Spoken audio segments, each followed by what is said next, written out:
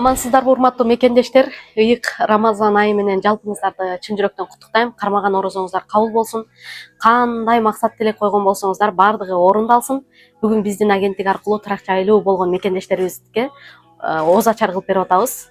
Халва чайканасы бизди ар дайым жакшы тосуп алып, ушинтип биздин жакшылыктарыбызда ушинтип дасторкон жайып жасап берди. Азыр болсо кардарларыбызды күтүп жатабыз. Видеону аягына чейин көрүңүздөр. Кардарларыбыз кайсыл жылдары үйлөрүп алгон биздин агенттик аркылуу бүгүнкү күнгө чейин жакшы катташып, сүйлөшүп турабыз кардарларыбыз менен.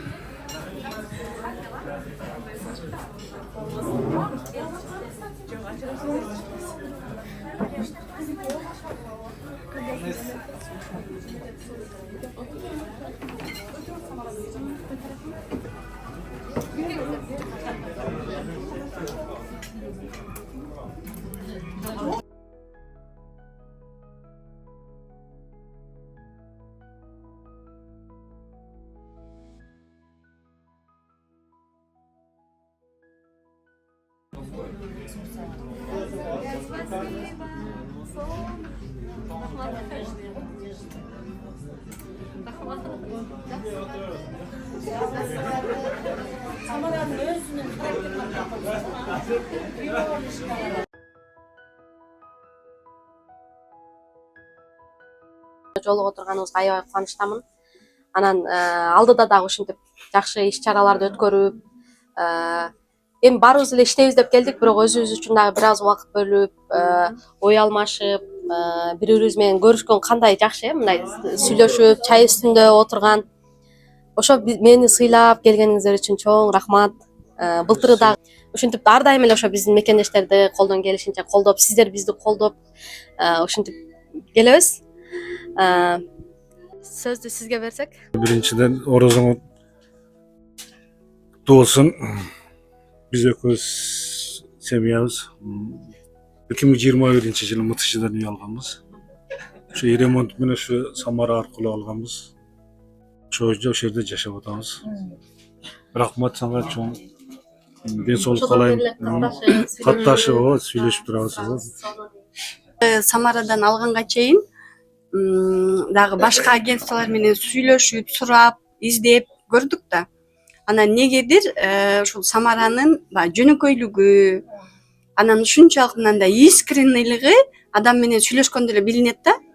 Ошонусунан аны биздин ошо бир досторубуз айтып калды, ушул Самара деген азыр ушинтип алып берип атат деп. Ошол бир эле жолу көрүп, бир эле жолу келдик, сүйлөштүк. Анан бул сразу ушудан алабыз деди.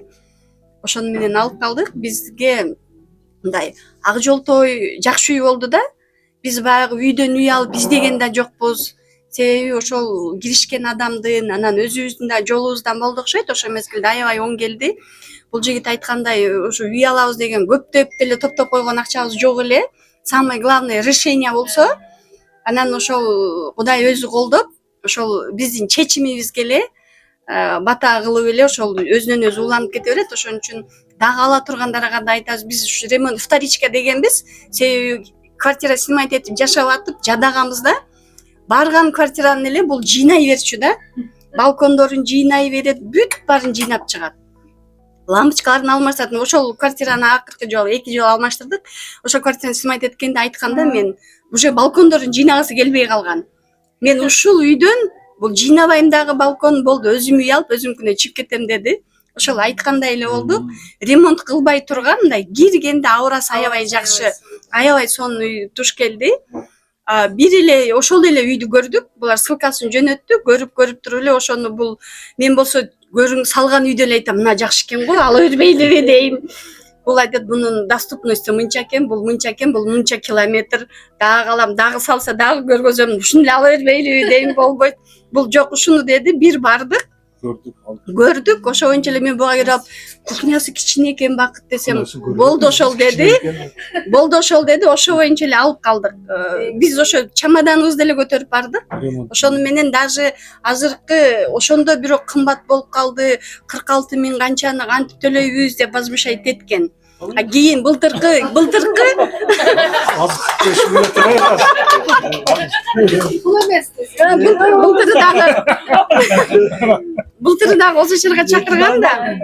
Ошондо да келип ушундай алгандар менен сүйлөсөк, ошондо 80 канча миң төлөйбүз, 90 канча миң төлөйбүз дегенден кийин настроениясы ачылып. Ошодон бери благодарностьун айтып, эң сонун турбайбы депчи, ошол все познается по сравнению дейт да. Мына чогулганыбыз дагы эң жакшы нерсе болду. Мына ой алмашып, сүйлөшүп дегенде барыңыздарга ийгилик, орозоңуздар да кабыл болсун. Дайым ушундай жакшылыктарда Самарага чоң ден соолук, иштерине ийгилик, ушу бөтөн элде, бөтөн жерде ушунча адамдын ыраазычылыгын алган, болбосо азыр регистрациядан канча кыйналып атат да көпчүлүгү. Биз өзүбүздүн үйгө регистрация кылып эле, өзүбүз жакында бизнес ачып эле, өзүбүздүн балдарды ошол жака трудовой договор ачып барып эле жыргап эле калды. Даже бир туугандарыбыз деле жөнү бир теп эле келишет регистрацияга коюп берди. Азыр регистрациянын өзү канча 20 миң болуп кетти. 25. Биздикилердики бекер эле, мисалы үчүнчү. Кыргызстан жаранымы менден сурайбы? Ошол бир Самаранын чечими, ошол бир чечими ушунча кыргызга жардамы тийип атат. Ушунча кыргыздын ошону батабыз тийсин, жакшылыктар болсун, ар дайым иштерине ийгилик.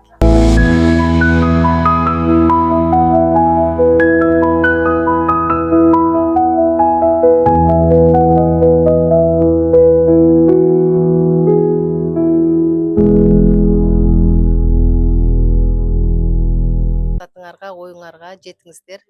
Алган үйүңүздөр кут болсун. Ошо үйлөрдө дайыма тойлор болсун. Жамандык көрбөгүлө. Дагы үйлөрдү алганга насип кылсын бизге. Москвадан алганбыз. Биз дагы Самарага рахмат айтам. Мен дайыма айтам да. Каерде болсун, бир күн, эки күн эстебей калышы мүмкүн, бирок постоянно эстейбиз да. Постоянно айтамын, эстеп турабыз. Рахмат сага. Сага тазим. Демеге турсак Анталияга барып эс алып келгенбиз. Азыр айтып өттүм.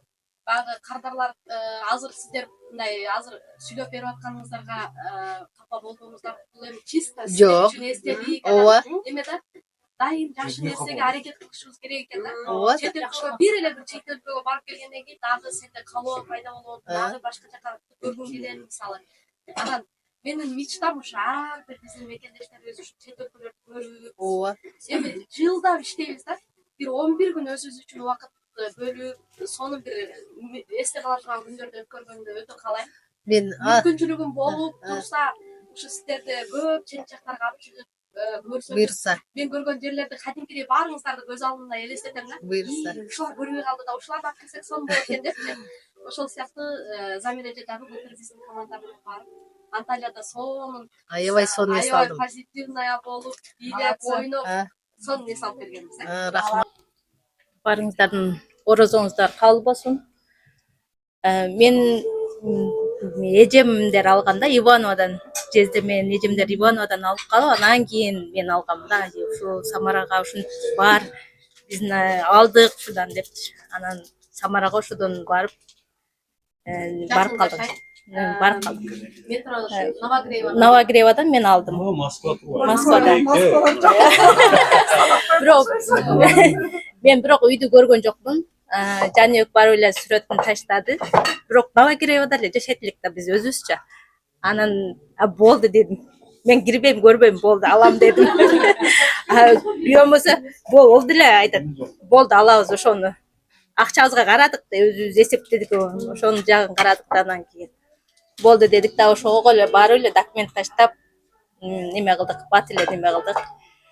Бирок жездем аркылуу, жездемдер Ивановадан алган болчу. Олар 3 комната алышты. Ивановка же Иваново? Иваново городтан. Ошол жактан алыс. Ашвенсе качы. Ошол жактан алып беришкен Самараларчы. Жок, Иваново город. Ошол жактан алып, анан кийин Самара менен таанышып, ошентип алып калдым мен дагы. Самарага чоң рахмат, Алла ыраазы болсун. Ошо жүрө бер, бактылуу. Мен Перовода жашайм, Айбереже Новогревада жашайт. Жакын кошунабыз. Саламатсыздарбы? Жаңы конуш Самаранын балдары. Жаңы конуш саламатсыздарбы? Барыңыздар ушу орозо ыйык күнүндө, жума күнүндө жолукканыбызга өтө кубанычтамын. Барыңыздардын орозоңуздар кабыл болсун, ойлогон ойлор, тилектер кабыл болсун. Жакшылык күндөрдө мына Самара сулуу деп сүйлөйм мен постоянно. Мен бул Самараны биринчи мен атын эле укканмын, өзүм кийин үй алгандан кийин көрдүм. Баягы экранда менен сүйлөсө бети чоң эле бир эме кыз экен деп мында. Бул сенбиз менде эле экен деп. Анан кийин күлүш тапшырып жолуксак, сен жаман чиркейдей эле кичинекей кыз турбайсыңбы дедим. Супсулуу кыз турбайсың деп ошодон кийин Самара сулуу дейм. Самара сулуу сага эмне дейм? Өзүмө кандай жакшылыктарды кааласам, андан деле артык сага кааласам керек. Бактылуу үй бүлөң менен ушу күйөө бала экөөң кол кармашып, ушу самый 80-90 жашты бирге сүргүлө, балдардын, уулдардын убайын көргүлө, кыздардын кызматын көргүлө. Султан Сулейман менен Хюррем болуп, указка менен биздин үйлөрдү санап тур. Биз жоголуп кетебиз. Рахмат, ушу силерди көргөнүгө өтө чоң кубанычтамын мен. Баягы Самарага айткандай, мен эфирди жакшы көрөм өзү. Саякбай Каралаевдин уруунанбы билбейм, может апам баягы илгери съезд маалында же чогулуп бир жерде болуп калганбы билбейм, аны айта албайм. Өзү ушундай жакшы чогулган жерлерде жадырап, жайнап 5 күнчүлүк өмүрдү күлүп, баягы проблемаларды үйгө жакшынакай түйүп келгенди жакшы көрөм. Бизде деле бар ал проблема, баарыбызда бар. 5 күнчүлүк өмүр, эртең эмне болгонун ким билет. Ушул сен ушундай жакшынакай эл үчүн ачып койгон Кэджик недвижимости компаниясына өтө чоң тазим. Молодец, Россияда ушундай кыргыздарга подарок этип, мына үй подарок этип атасың сен. Не то что там, бундайды күнү келгенде бир туугандарыбыз да кылбайт, эже сиңдилерибиз да кылбайт. Ал керек болсо, үй алып атамсың. Койчу эмне кылат, башым ортпой жөн эле жүрчү Россияда. Сен аман келип алып мына жерден Кыргызстандан үй ал дейт. Все равно биз жашай албайбыз, Молодец, негативтер көп. Мен Самараны ушу Самарага чейин эле үй ала албайм, мен 1,5 жыл жүрдүк. Риэлтордун көбүнө бардык, Самара айттым. Баары эле первоначальный взнос. Анда 10% 1 миллион 200 1,5 миллионго чейин. Еще услугасы 300 000. Орустарга да бардым мен, башкасына. Анан специальный отпуск алдым. Ноорузга каратай. 2 неделя мен үй алып, үй кыдырайын. 800 000 бар, 400 жетпейт да. Ал 8 ай өттү мен үй алам дегенден бери, Самарага жолукканга чейин. 800 000 ал көбөгөн жок. Чөнтөктө жүрдү, бай өзүнчө куртай болуп эле. Кийим кийем, барам тойлорго. Эмне кылам өлкө. Андан кийин Самаранан көрүп калдым, YouTube'дан эле. Без первоначальный взнос 0 деген эң сонун мотивация болду. Рахмат, ушундай рекламаларды чыгарып, YouTube'га тартып киргизип турган үчүн. Барса барайын деп эле бардык, келдик офиске. Анан Гүлнө одобрение болсо аласыз, одобрение элиңизди аласыз деп балдар сүйгөн менен сүйлөшүп атканмын. Эмне болду? Телефон менен алысып калды. Ал бар берет экен, мен ошо 50 000 кайра аласыз дегенди болуп, берет деп эле ошол эле жерден мен договор кантип коюп кеткенди деле билбейм. Ошол жерден бердик, кеттим. 4 күндөн кийин чалып калды. Ушундай сизге келди, бардык. 1 айдын ичинде Кудай буйруп жакшынакай Москвадан, аэропорт Внуковадан үй алдык. Рахмат. Азыр өтө сүйүнөм. Жакшыга жолуксаң, ишиң да жакшы, өзүң да жакшы. Самаранын өзүндө пейили жакшы экен, жакшы мына. Ошол Самара сага жолуккандан кийин действительно мына если калп айтсам, Кудай төбөдө бизди баарыбызды карап турат. Ишим деле жүрүштү Кудай тобагыл. Мына ошол мына 122 000 деле чыгып атат. Баягы тойлорго деле барып атабыз, баягы акча. Одан кийин мына кече жаңы жылда сенин алдыңда кеттик. Одан барып жанагы 2 комната үйүм да калып келдим. Мына кече немеде. Мен өзү Якутияда 18 жыл жашаганмын. Ал жакта да 2 үйүм, 2-нчи үйдү алып келдим. Мына очередь элем, Кудай кааласа. Самара жылдын аягын үйлүү кылды, башында үйлүү кылды. Өтө сага чоң рахмат. Дагы Кудай бурса миңдеген бүт кыргыздарды үйлүү кыл. Зульфия сулуу, молодец, умница. Эң Кыргызстанда жош кыз ким десе мен Зульфия демекмин.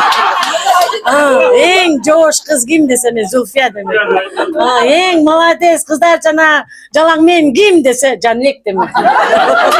Молодец. Мына жаркын эже, айланайын бомпойгон, мынча жош эже. Үй тойдо таанышып калдык, үй кылдым, тойго келип таанышып калдык. Сизге да үй бүлөңүзгө тынчтык, женское счастье баарыңыздарга. Рахмат команда. Силердин ушу Самаранын приказы менен калган баштап койду, биз бүтүрүп койдук. Рахмат силерге. Баардыгыңарга чоң рахмат. Ушу үй бүлөдө баардыгыңар аман болгула, тынч болгула. Токчулук, молчулук болсун. Келе жаткан Нооруз байрамыңар менен баарыңардын, биздин жаңы жылыбыз менен жыл айрылыш дейт. Ушу орозого кут келип, туш келип калыптыр. Баардык жакшылыктар болсун. Баарыбыз молодецпиз, и Самара да молодец. Сага эң чоң таазим. Орозоңуздар кабыл болсун. Рахмат сиздерге ошо ооз ачырып чакырып атканыңыздарга. Биз аябай сүйүнүчтөбүз. Биз үйдү 2024 жылы алдык, былтыркы жылы эле биз Люберсиден алдык. Люберсиден алганбыз, 2 комната биздин үйүбүз жакшы жерден алдык. Бизди бул Зульфия чуркап жүрүп алып берди. Зульфия менен жакшы иштештик. Кыйындыкты да көрдүк, биз деле эми кыйынчылыктарды тарттык, бирок ошого карабай бизге Зульфия чуркап жүрүп, ошо бизге терпение болуп берип жүрүп берди. Рахмат сиздерге, чоң рахмат. Азыр аябай ыраазычылык билдиребиз, себеби биз азыр үй бүлөбүз менен өзүбүз эле жашайбыз. Эми келип кетип турат тууган уруктарыбыз. Баягы мына регистрация боюнча, башка нерселер боюнча биз азыр кыйналбай эле турабыз, Кудайга шүгүр. Ошо ар кылган сайын мына регистрацияларыбызды сиздерди эстеп атабыз да, эми рахмат ушул адамдар бар. Ушул нерсеге бизди себепчи кылды деп. Биз сиздерди Инстаграмдан тапканбыз. Инстаграмдан таап эле мен өзүм барып ушу жолдошумуз оставлять этип жүрүп алдырды. Сиздики деле ошондой. Бизде деле ушул ситуация болгон. Ошо сиздердин да ишиңиздерге ийгилик, ден соолук, оорубаңыздар, жакшы жүрүңүздөр, тынч жүрүңүздөр. Ошону каалайм. Саламатсыздарбы, эжелер, акелер, дос чарлар, сиңдилер дегендей. Барыңыздардын орозо күнүңүздөр менен орозоңуздар кабыл болсун. Биринчиден эмне дейбиз, Самара алтыным, сага чоң рахмат. Ушунча адамдын башын бириктирип, ушу жакшы дасторкон четинде сый көрсөтүп жатасың. Чоң рахмат силерге. Ийгилик, ушул агенттигиңердин өмүрү узун болсун. Бизге окшогон адамдарга bundan da дальше көп жардамдарды көрсөтүп жүрө бергиле, көптөгөн кыргыздарды үйдү кылып жүрө бергиле. Мага окшоп үй алып калгандар деле көп окшойт. Без первоначальный взнос дегенди го. Мен деле случайно эле ушу YouTube'дан көрүп калып, эмесе оюнда деле жок болчу үй алыш. Ошондон эле сразу эртеси күнү келип эле чечим кылып, буларга келип договор кылып, ушу Кудайым буйруп 1 айдан өтүп эле үйлүү болуп калдым. Метро Первойдан 2 комнатный, да. Мени үйлүү кылып, ушул үйгө алып барып эме алган Жаркын чоң рахмат сага. Зульфия, Жаныбек, бүт ушул коллектив барыңарга рахмат. Ишиңерге ийгилик, ден соолук барыңарга. Ушул жерде кыздар, балдар барыңардын ишиңер жакшы жүрүшсүн. Алган үйүңөр берекелүү болсун, куттуу баяндуу үйлөрдөн болсун. Мен бул жерден үй алган эмесмин, бирок Самара чакырып келип калдым. Самара рахмат сага. Ушунча элдин чогултуп, чай берип атасың. Аллахым ыраазы болсун сенден. Ушу ар дайым ушинтип жүрө бергиле, үй бүлөлүк бакыт каалайм. Ушу балдарыңардын жакшы күнүн жолдошуң менен чогуу көр. Рахмат чоң. Ассаламу алейкум. Кандайсыздар? Куш келипсиздер баарыңыздар. Самара эже, сизге Алла ыраазы болсун. Ушу орозо күндө ооз ачып атасыз. Биз 2021 жылы үй алдык, эми үйгө договор түзгөнбүз. Анан 2022 жылы алдык. Балашихадан, Новоизмайловадан 1 комнаталуу үй алганбыз. Кудайга шүгүр, азыр үйүбүздү жакшы төлөп келатабыз. Сизге ыраазычылык билдиребиз. Үй бүлөбүздүн атынан баарыбызга пайдасы тийип атат. Балдар менен пропискадабыз, тууган уругубузга. Алла ыраазы болсун сизге, биз главный ыраазыбыз. Үй бүлөңүз менен бактылуу болуңуз, командаңыз менен ийгиликтерге жетишиңиз, эң алдыңкы командалардан болуп, кыргыз элине кызмат кылыңыз. Ар дайым рахмат сизге. Саламатсыздарбы бардыңар? Орозоңор кабыл болсун бардыңыздардын. Самара эжеге, Самара эженин жолдошуна аябай ыраазыбыз.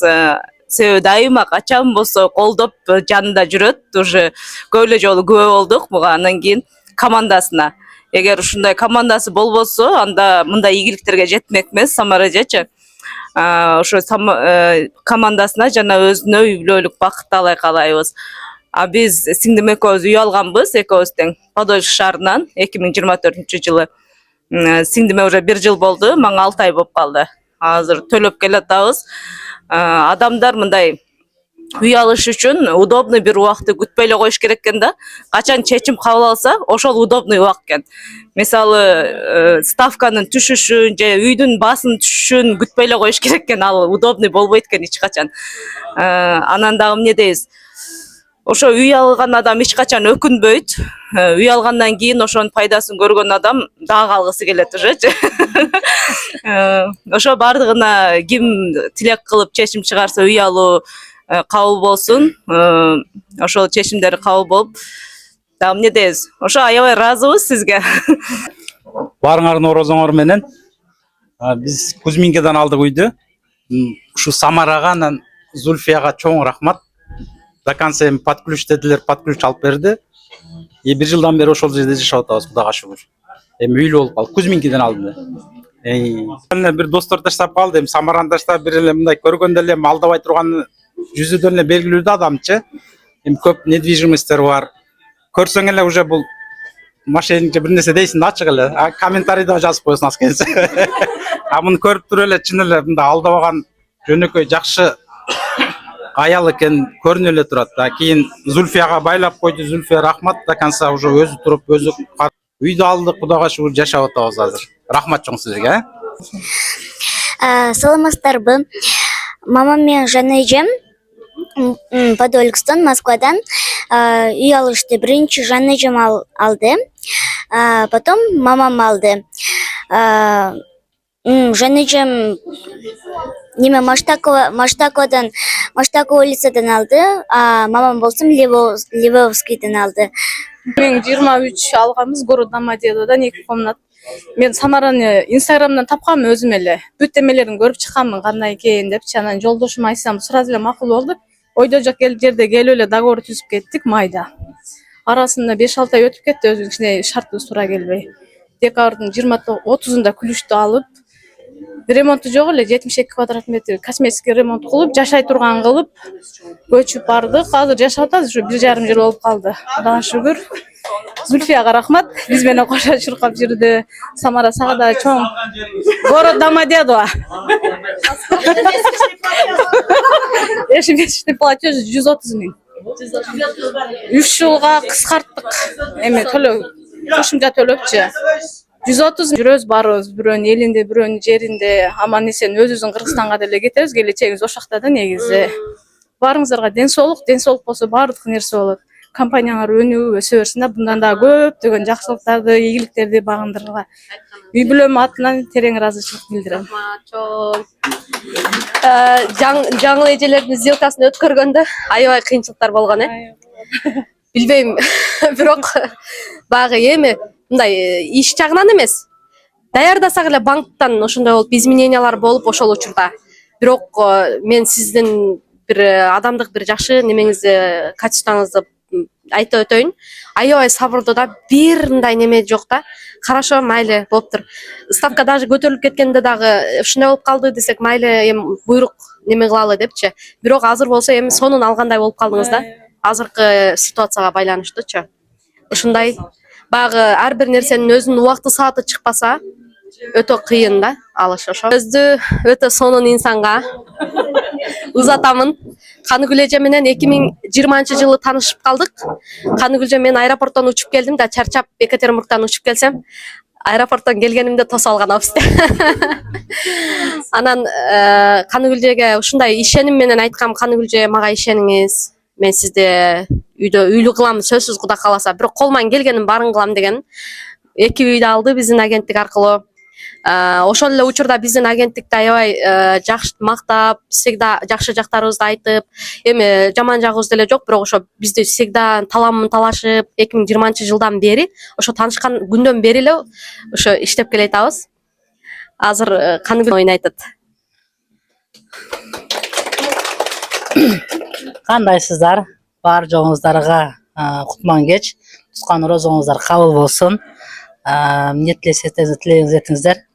Мен атым Каныгүл, көп эле тааныйт, тааныбаганда да бүгүн бар экен, Жалабаттын кызы болом. Тагираев деген жерден Каракулжада келин болом. Биз ушу Самара Нарматованын жардамы менен биз Москвадан 2 үй алдык. Бири Горо Шелково поселок мойнуна биринчи алган үйүбүз. Биз мага история начарлыгынан акча аз чыгып калган. Бирок дагы коштур дегенди билбеген элекем. Иши кылып ошого издеп, ошол АТМК 23 километр, Мойнына деген 2 миллион 800 ошо үйдү алганбыз. Ал үйдү алгандан кийин эле 10 айдан кийин Шербинкадан экинчи үйдү алдык. Ошо менен азыркы учурда ошо эки үйдү төлөп, жакшынакай эле кыйналбай эле кетабыз. Өзүмөн кийин дагы көп адамдарга предлагать этип алып, эжем дагы предлагать этип жүрүп алып калган. Анан кийин не демекмин, Самара, рахмат чоң, Алла ыраазы болсун. Ар дайым. Мисалы мен өзүмө көп немени ушул тарбия алам да, көп нерседен мындай кантип эл менен мамиле кылышты, кантип эл менен сүйлөштү, мындай көп жерден өзүм минусумду алып, эмнеде мындай кылышым керек экен. Алиге адамга өзүнө өзү күнү адам болуш өтө кыйын дейт го. Ошону көп жактан тарбия алам. Алла ыраазы болсун. Ар дайым чакырат, бравога чакырат, бияка чакырат. Өзүнчө эле сүйүнүп, жанагы беде бала айтмакчы. Ушунча көптүн катарында списокто бар экениме өтө ыраазымын. Ишиңе ийгилик. Быйыл да Кудай кааласа бир миңдеген адамды үй алып, үйдү кылайлы. Ар ким өзүнө ар дайым ден соолукта бол. Ар дайым ушундай баарыңыздар менен таанышканга өтө кубанычтабыз. Биз Ош областынын Өзгөн районунун Чымбай айылынан болобуз. Ошол жакта төрөлүп өскөнбүз. Себеп менен Москвага келгенбиз, биз дагы келип иштеп, эл көргөн турмушту биз дагы көрүп, кеңешип отуруп, биз дагы KGD'ибизге кайрылганбыз. Себеп болуп мына өзү айтмакчы, жалаңла айылдар алат дегенде мага биринчи отказ берип туруп, анан кийин келинчегиме алып берип койду да. Жакшы себеп алдык, сүйүндүк, бала чакабыз менен азыр ушактабыз. Жакын күндөр Кудай кааласа эми биз жашай элек, биз барып жашайбыз. Кудай кааласа бир ай жуманын ичинде барабыз. Ошондо чайлашабыз Кудай кааласа. Сиздерге дагы мына жараткандын улуу айы Рамазан. Тала жерде жүрөбүз. Эки адамдын башын бириктирип чай бериш өтө бул өзү кыйын нерсе. Аллагым сиздерге ошо кандай ниетте ихсан кылсаңыздар, берекесин берген болсун, кабыл кылып, соокторун эселеп берген болсун. Үй бүлөңүздөргө ынтымакчылык, ден соолук, балдарыңыздарга өмүр берсин, акыл эстүү, ата баласы болуп жүрө берсин балдарыңыздар. Иштериңиздерге ийгилик. Көптүн арасында катар калып чакырганга кубанычтабыз. Аллахым ушу дасторкон жайган инсандарга дагы үйлөрүнө береке, ден соолук, жаман сөз, жаман көздөн сактаган болсун, тилеген максаттарына жетсин. Асман менен жердин ортосунда болуп аткан бөдө кыздан сактасын сиздерди. Эки дүйнө бактылуу болуңуздар. Аллахумма раббана атина фид дунья хасана ва фил ахирати хасанатан ва кина азабан нар. Менин сестренкамдын подружкасы бул российский паспорт алдым, эже үй мага береби деп жалып коет анча-мынчадачы. Анан сен мага келсең берет, неге бербейт деп коем. Анан бир күн чалып үй аласыңбы, келбейсиңби десем, азыр акчам жок дейт. Акчаң жок болсо дагы кел офиске деп, анан кийин бир аптанын 10 күндүн ичинде биздин агенттик аркылуу үй алган кыз. Тураңыздардын кутман кечиңиздер менен орозо кабыл болсун. Мен 2022 жылы Выхина метродон үй алганмын. Месячный платежи 81 000. Выхинага метрого 10 мүнөт. Ошо Москвага карайт. Бир жумада эле үй алып калганмын. Ошо Самара эженин жардамы менен азыр эми ошол үйүмдү өзүм арендага берип коюп, өзүм башка жакта жашайм, центрде жашайм азыр. Ошол жакшы эле төлөп жатам. Ошол малда Самара эже алып берген малда мантраж болуп жатып калгам 2 күн 3 күн. Мен үйлүү болдумбу, Москвадан кантип үй алдым өзүм ишенбей, хозяин болгоныма ишенбей жүргөм. Өзүм квартирама кетем го. Бир жумадан кийин анан молдо чакырып, Куран окутуп, анан квартира арендага берем деп үйүмдү даярдап, анан молдо окуп, Куран окуп неме чакыргандан кийин үй меники экенин анан ишенгеним. Ушунчалык ишем баягы оюмда болгон үй алам деген, бирок неожиданно үй алып берип койгонуңузга таң калганмын да. Ушунча эле үй кеп калабы экен деп ооба. Бир тыйын жок, үй алам десем Кудайым бере берет экен деп ошондо ишенгенмин. Тилемден тилесең ошон болот экен. Ошондо ынанганмын өзүм. Анан команда болуп кете берсин. KG Admission'un agentligi мындай 100 жылдык агент болуп кызмат кыла берсин Кыргыз элинде. Ошол сизге дагы ден соолук, ийгилик.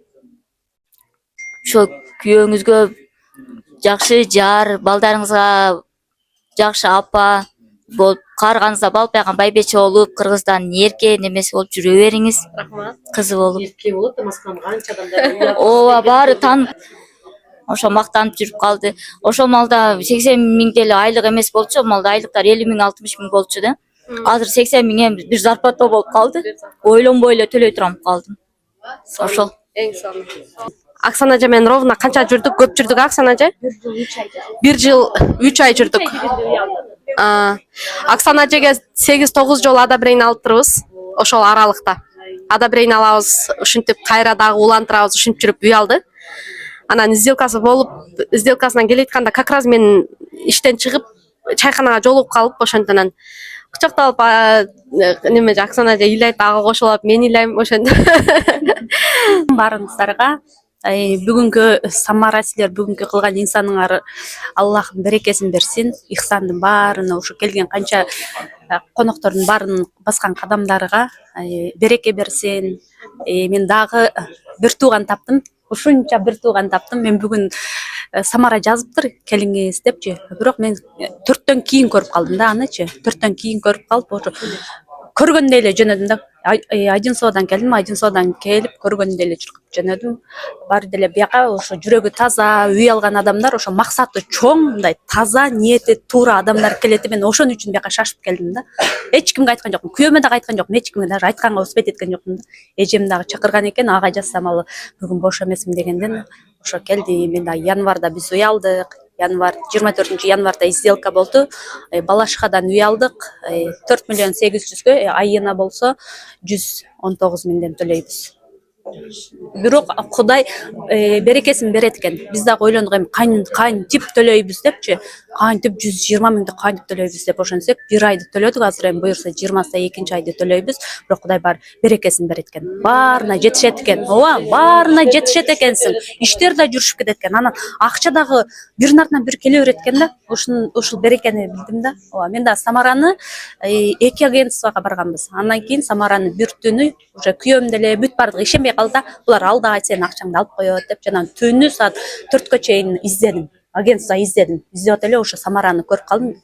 YouTube'дан көрүп калдым. YouTube'дан көрүп калып эле ошо биринчи көргөндө эле мына жөнөкөйлүгү ошонусу жакты да магачы. Аябай жөнөкөйлүгү жакты. Эртең менен турганда эле ошо чалып сүйлөшкөндө эле адамды билесиң го, мындай мамилесинен ошо жөнөкөйлүгү жакты да. Ошодон келип туруп сразу эле келип мен Зульфия менен Жаныбек экөө менен договор түзүп кеткенмин. Эч нерсени эметкен жокмун, көңүл да бурган жокмун. Ошо договор түзүп эле үй алып берем дегениге ишенип эле ошол аркылуу биз Самара KG недвижимость аркылуу биз үйлүү болдук. Баарына ыраазычылык билдирем. Аябай терең таасим. Самара аябай жүрөгү таза адам экен да. Ошон үчүн бүт баары үйлүү болуп атат. Жолдошуна да аябай терең таасим, постоянно колдоп жүрөт. Дайыма ошо Инстаграмды көрүп жүрөм. Сиздердин көпчүлүгүңүздөрдү ошо Инстаграмдан көрүп жүрөм. Бирок тааныйм, ооба, Инстаграмдан тааныйм, бирок мен дагы постоянно үмүт кылат элем да, мен дагы ушулар менен чогуу отурсам депчи, ушулар менен чогуу отурсам, Самаранын колунан күлүштү өзүм алсам деп ошентип ниет кылат элем. Бирок Самараны ниетиме жеттим. Баарына шүгүр. Биринчиден Аллага шүгүр, экинчиден ошо сиздер себепкер болгон баарыңыздарга шүгүр. Ошо KG недвижимость агентствосунун бардык жамаатына терең ыраазычылык билдиремин. Баарыңыздарга. Оксана эжени багы биз баары немебиз го. Оксана эжеге мен приглашение жөнөтөм деп Екатеринбургда Оксана деген эжеге жөнөтүп коюптурмун. Bismillahirrahmanirrahim. Alhamdulillah. Nake ıyık Ramazan ayında ушунчабыздын башыбызды бириктирип, KG недвижимость Самара Зульфия болуп оз аштырып атат. Пайгамбарыбыздын хадиси бар, инсанга ыраазычылык билдирбеген Аллах Таалага эч качан ыраазычылык билдирбейт дейт. Мынакей бардыгыбыз азыр ар бирибиз сүйлөгөн сөзүбүз эле Самарага ыраазычылыкта. Биз дагы мынакей чынында айтсам, биз ошо үй алардын астында бир ажырашып кайра табышканбыз. Чынында эми калп эмес да. Сүйлөп алып барды. Мен мисалы үчүн башында укканда 30 жыл төлөйт экенбиз. Анан мен мисалы үчүн 40ка кирген болсом, 45ке кирген болсом, 80ге чейин мен төлөп жүрөмбү деп ары бери келгенбиз. Bari uğu ele koyçu da öyle alıp gelgen beni. Suyu da öyle. Bağımlıskide komnatın kvartira 55.000 plus участковыйга 4.000, anan kommunalka 5.000, paş 65.000 төлөп жашайт элек. Анан эптеп Самарага алып келип таныштырды. Ben oşonda чын айтсам 50.000 жетпей келген. Чөнтөктө акча бар, буларга берчү акчадан 50.000 жетпей келип, анан эми баары бир булар отказ кылат болуш керек деп келгем да, 50.000 жок, договоргочу. Көңүл жок да, келип анан 50.000 табышыңыз керек деп калды. Анан бир туган бөлөм иним бар, бөлө иним. Çalsam boldu bayke 50.000 az kotorup al kotorup yatpayбы. Ошентип акча берип, мына Кудайдын буйругу экен Самара. Мынаке Восточный Бутово деп коет. Мына Шербинкадан кичине берек билсеңиз керек. Азерге ийгилик, мынаке Рамазан айында бардыгыбыз батабызды берип атабыз. Дайыма алдыда жүрө бергиле. Пайгамбарыбыздын дагы бир хадиси бар. Иннамал а'малу биннияти дейт. Ар бир кылган амалыңар ниетиңерге жараша. Ошо силердин ниетиңер ушундай биздин жердештерибиз келип, баягыдай орустун үйүнө жөн эле акча төлөп жашабай, өздөрүнчө үйлүү болуп калсын деген ниетиңерге жараша Аллах Таала силерге ошончолук береке берип атат. Мындан ары берекелүү болсун ишиңер, ден соолукта болгула. Зульфия, Жаныбек, бардык командаңар менен алга. Чоң эмне ниет максат тилегиңер болсо Аллах Таала жеткирген болсун. Чоң рахмат. Разыбыз Самара, биз баарыңарды кармаган орозоңуздар кабыл болсун. Мына жолдошум айтып өткөндөй биз дагы ошентип кыйынчылыкты көрүп барып, анан кийин Каны Гүлдүн эле статустан көрүп калам. Биринчи үйдү алды, анан экинчи үйдү алды деп эле алса болот экен. Ошол маалда кысымчылык болуп кетти. Жылга 125 миңден төлөп прописка коет элек. Биз де акчабызды алып туруп качып кеттик кидала кылып, прописка койбой. Ошол маалда уже невозможно болуп калды да. Балдарыбыз садиктен, школго, анан тияк-бияк болуп, анан алалы десек бияк көнбөйт, анан угуп эле бер деп. Ошондо өтө сен сабырдуулук менен жиндилигин угуп бердиң. Чыдап бердиң да. Канча жыл десе, бар албасаң кетчи деп койбой, Түшүндүрдү, Самара өтө неме кылдаттык менен түшүндүрүп берди.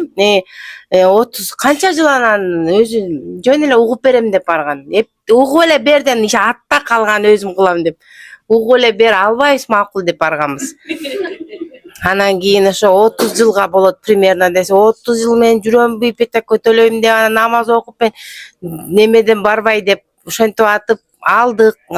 Биздин жашообузду 100%га алмаштырдың. Өзүбүздүн үйүбүз, өзүбүздүн төрүбүз, балдарыбыз, прописка бүт. Ооба бул айтмакчы, ипотеканы өзүм төлөйм деп туруп алгам. Азыр мынакей алганыбызга 2 жыл болду, 12 жылды жаптык. 13 жылды жаптык. 18 эле жыл калды. Кимдин пейилине жараша Самаранын, Зульфия өтө ким, Жаныбек баарыңарга ыраазыбыз, аябай ыраазыбыз. Берекесин берсин. Мына ошондо деле ошол эле жашоо болчу, ошол эле иш, ошол эле неме. Мына ипотеканын ушунчасын төлөнүп койдук. Биз ошо квартирада деле ушинтип эле жүргөнбүз 20 жылдан бери. Анан берекесин берсин, силердин пейилиңе жараша ыраазы. Күнүгө ошо жерден айтылган бата кабыл тилектин баары кабыл болсун. Канча жакшылыктар болуп атат. Ыраазыбыз өтө. Аманчылыкта, ден соолукта ишиңер ийгиликтүү болсун. Баарыңарга ден соолук каалайм. Бир эмени айтпай кетпирбиз. Биз Восточный Бутоводан алганбыз. 2 комнаталуу 64 метр квадрат. Вторичка, 2 балкону бар. Двухсторонний ремонту менен бир жуманын ичинде көчүп барганбыз. Чоң рахмат. Айлык төлөм. 80 миң төлөйбүз. Ошо 80 миң төлөмдүн ичинде 13 жылга түшүрдүк. Азыр ошо 89 миллион 50ге алганбыз. Ошондо дагы ал үй өзү 10 миллион болчу, Зульфия. 10 миллион болчу. Мен баягы хозяин менен тартышып атып, Зульфия бул азыр отказ кылып койсом эмне болот деп, мени кичине неметете, кичине түшүрөлү деп 9 миллион 50ге түшүргөм. Ошо 9 миллион 50ге түшүрүп, ошо жерден түшүрүп, жакшы, рахмат. Дагы бир жолу Зульфия молодец. Самара тоже баарыңарга чоң рахмат. Болсун. Мен дагы 2 жыл мурда KG недвижимостьқа кайрылгам. Почти 1 жыл издеген мен өзүм агент болупчу. Эмелерге барып изилдеп, үй албай эле железнодорожныйга 2 жолу баргам. Сияндан бирөөнүсүн көрүп, жана эле хозяинни чакырып кирип көрүп чыкканчы жана. Как будто эле наличие акчам бар дачы. Ошентип KG недвижимости YouTube'дан эжем эмесин жиберип калып ссылкасын сен тияк бияк көрүп жүрөсүң го, ушундагы көрбөйсүң деп. Келип эле бир көргөндөн эле Самаранын жөнөкөйлүгү жана айтып кеткениңиздердей Зульфия Жаныбек болуп аябай мындай жакшына түшүндүрүп беришкен. Сразу эле мен договор түздүк. Ошол бойдон процесс башталды. Ошентип мына үйлүү болуп калдык биз дагы. Көптүн катарында 1 тиын акча жок, 50 миң эле акча бар болчу. Ал кезде жумушундагы 55 миң зарплата алат экен элем. Келинчегим ишенбейт, 50 миң акча менен каяктагы үй, ал вообще ишенбейт келинчегим. Анан жок Кудай берет экен, тияктан бияктан болуп элечи эме кылып бары өз орду менен өтө бат бүттү. Мен ойлогондой Зульфия бир ссылканы жиберди ушул үйдү. Барып көргөндө эле тиги үй жакты, ремонту менен бардык мебель бардыгын калтырып кетти. Биз жөн эле кийимдерибиз менен эле кирип барганбыз. Кир машина жана бүт жаңы, даже телевизорлору жаңы пленкада турат. Жаңы коюшуптур да, бүт атайын даярдашыптыр эле сатканга. Зульфияга айттым, мен башка үй издебейм, ушуну эле көргүлө. Негедир мага станцияга жакын, подъезден чыксаң садик мектеп прям 50 метр көрүнүп турат. 7 миллион 200 алгам. Негедир менин оюмда дайыма банк мага где-то 7 миллион 200 одобрение чыгарат деп, мен издеген үйүм дагы 7 миллион 200 ушундай эле үйлөрдү карай берет элем да, башка ылдыйды дагы карабайт экен элем, жогон дагы карабайт экен элем да, только ушул тегеректи эле карап. Анан станцияга аябай жакын, локация аябай жакшы. Зульфия ошондо сразу ссылкасын жиберди да, башка үй издеген жокпуз. Ошентип үйлүү болуп калдык. Силерге чоң рахмат. Зульфия, Самара үй бүлөңөр менен тынч болгула. Дайыма ушундай баары ыраазычылыгын билдирип жүрө берсин сага. Чындап эле ар регистрацияда эстепчи, рахмат Самара депчи. 4 бала менен 6 кишиге регистрация кылыш деген өзү бир эме. Кимге жалдырайт элек азыр депчи. Иши алдап кетип атканчы. Ошондон улам ишиңерге ийгилик, дайыма клиентиңер көп болсун, кыргыздарды ушинтип үйлүү кыла бергиле. Эме Instagram'da, YouTube'da, комментарияда чыдабай кетем, бардыгына жалышып. Бирөө Самараны жаман дей турган болсо, мен сразу чыгам го баарына. Ошол тынч болгула, рахмат силерге, чоң рахмат. Азыр сөз кезеги менин соседим. Назире эже, тоже бир райондон алганбыз, арка макетинде алганбыз, бир ай разница менен алганбыз, бир райондон алганбыз. Кечиңиздер менен барыңыздарга туткан орозоңуздар кабыл болсун. Дайыма ушундай дасыркондо, берекелүү дасыркондун үстүндө жолугушуу насип кыла берсин баарыбызга. Алган үйүңөр берекелүү, куттуу болсун баарыңарга. Ошол Самара бизге себеп болуп, жаркыраган үйлүү болдук, Кудай буйруса дагы ипотекабыз аман. Өтө силердикиндей история болгон, меники дагы. Мен күйөө балаңызды карага айтпай эле өзүм эле баргам буга, Самарагачы. Айтпай эле барып көрөйүнчү, попробовать кылып көрөйүнчү деп эле барсам, госуслуга ачып келиңиз эже, анан көрөбүз деп госуслуга ачып келдим. Анан одобрение келип калды. Бир жумада келди окшойт, же 2-3 күндө келди, чөтө эсимде жок. Келип эле анан эжеке 8 миллион 300 келди. Эми үй издеңиз деди. Үй процессин издедик. Жакшы үйлөр чыкты. Бир үй болсо банктан оценкадан өтпөй калды. Бир жакшы үй чыкты эле. Аны кымбатка сатып, оценка банк аны арзанга коюп койду. Анан ал хозяин сатпай койду бизге. Анан уже 3-чү үйдү анан кийин алып калдык. Икрам экөөбүз айтканда соседбиз. Бир станция. Мен Ольгина районунан алгам. Станцияга бир 10 мүнөттүк жол биздики, жакын. Районубуз жакшы, өзүң алган үйүң баары аурасы жакшы боло берет экен просто, андай как будто бир родной болуп эле калат экен. Өзүң айлыңдай эле болуп, анан Ольгинадан алганбыз. Железно. Ооба. ошо Ольгинада жашайбыз. Азыр семьябыз менен көчүп барганбыз. Квартиранттардан тажага мен дагы квартиранттар менен жашачумун. Квартирасым айтып 20 жылдан бери. Акыры азыр өзүбүз көчүп барып 5 квартирант өз жыгырга эле жашап калдык. Ош бундай болсо Самаранын эмгеги, Самаранын бизге болгон кызматы чексиз. Мен ыраазымын. 2 комната 56 метр квадрат. Айына 85 миң төлөйбүз. 8 миллион 100 алганбыз үйдө. Сонун квартира алган. Ооба.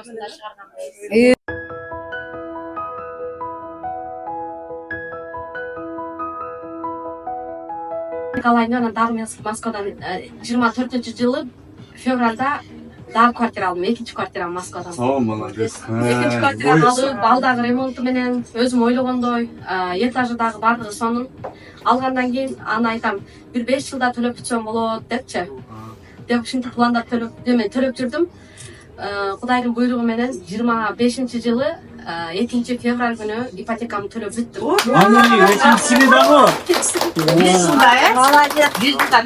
Бүгүн сиздерге мени каалап айткым келет.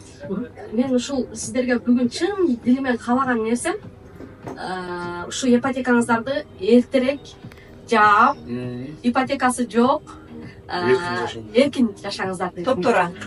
Молодец. Ошо менин эң чоң каалоом ушул. Ден соолукта болуңуздар. Тапкандарыңыздарга Кудайым берекесин берген болсун. Ошол бүгүн ушинтип биздин чакан уюштурган чын эле баягы сонун адамдар деп айтып атпайбы азыр. Чындыгында ушундай адамдар өзүн тартат да негизи. Кандай адам болсо, өзү ошондой адамдар тартат, чөйрөсүнө карапчы. Ошон үчүн бул инсандар дагы, сиздер дагы ушинтип мен жаш болсом дагы колдоп, чакырып атат деп келгениңиздер үчүн чоң рахмат. Келген кадамдарыңыздарга ыраазы болуңуздар. Сиздерди жакшы көрөмүн. Ар дайым жүрөгүмдө сиздер. Кандай колуман бир жакшылык келип турса, сиздерден эч качан аябаймын.